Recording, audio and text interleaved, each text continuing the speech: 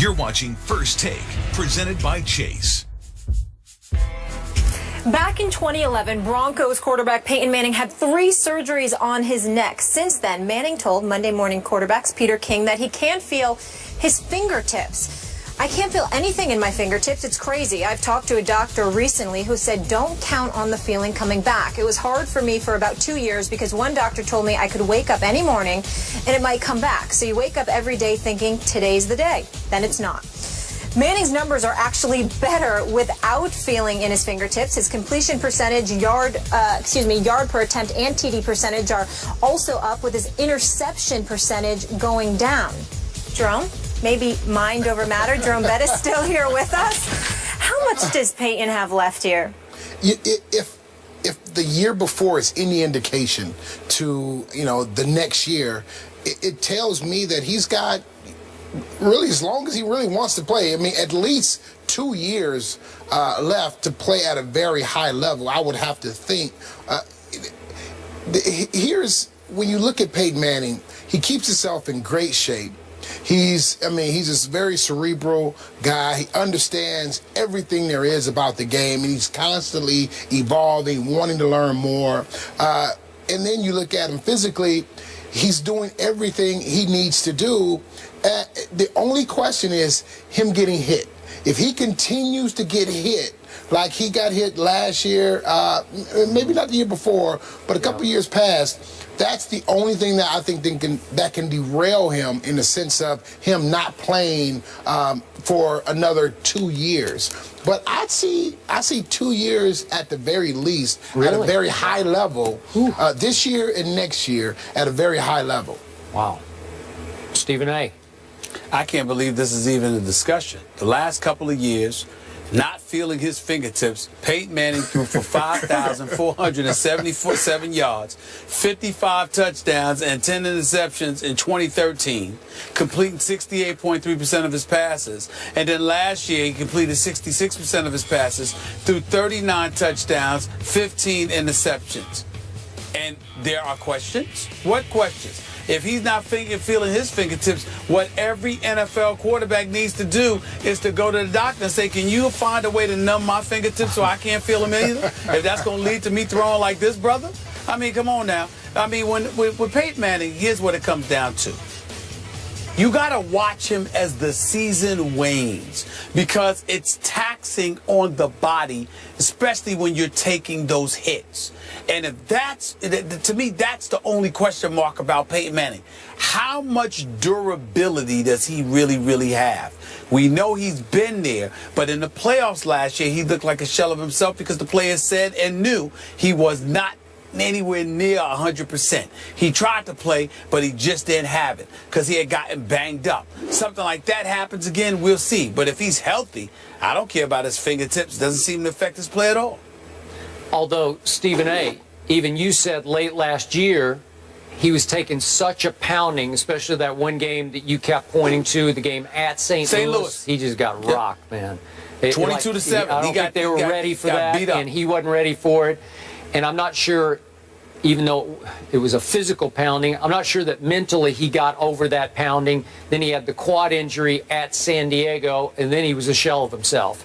Yeah. Now, down the stretch, they became as devastating a run team as there was in the NFL, and I believe that will continue this year. But I'm surprised you, Stephen A., are saying what you're saying, because I thought near the end of last year, you thought he might be one and done, one more year and done, right? That's how I remember it. Well, yeah, that's exactly, because when we saw how he got beat up against St. Louis and then how he looked in that playoff game, and if you remember, in the games leading up to the postseason, those last several regular season games, they were running the ball considerably more than usual in a clear effort to protect Peyton Manning, who didn't seem like himself. That's what sparked the debate more so than anything else. Okay. So for me, I'm surprised you're in that mode of he could sort of play as long as he wants to. I was thinking going into this year that this could be a swan song year, just depending on the punishment factor, because he did take a lot really down the stretch, but especially at St. Louis. He can't take that in his late 30s going toward 40. You can't live with that, because you don't want to live with that. He's better than that. He's got broadcasting. I don't know. He could probably be just about anything he wanted to be in a second career, right? Yeah. So to me, I'm with you guys to reiterate your points. Feeling in your fingertips has to be way overrated because his QBR was first in the NFL that first year in Denver, first the second year, and it plummeted to third last year behind Romo and Rodgers, and Tony Romo had off-the-chart QBR last year. So first, and third, I thought he should have been MVP the first year, and Adrian Peterson got it. Then Peyton was the MVP the second year.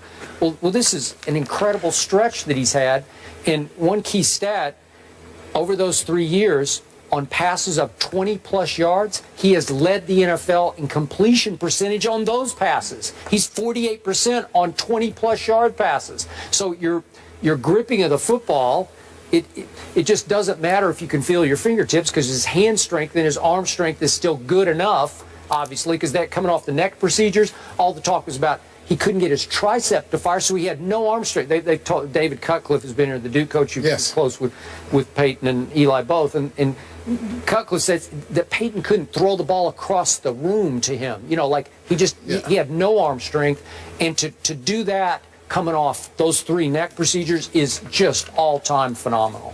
Now, but let me understand this. You're saying that first and QBR are first and a third, and then you think the next year is his last year? That's what I'm saying. I think if they can protect him, and he doesn't take those big hits, then he has the potential to continue to play. I don't think this year would be his swan song if they can protect him. I know that's the caveat to this whole conversation. If they can protect him, I believe he can play 2-3 more years under the right protection in terms of the offensive line, and especially with the new emphasis of running the football. I think this could give him some longevity because he's not going to take the amount of hits having to drop back as many times as he's had. And they do have a stable of running back. They go 4 deep, and they're all pretty good. They're all pretty good. They're all healthy now. And they're all healthy.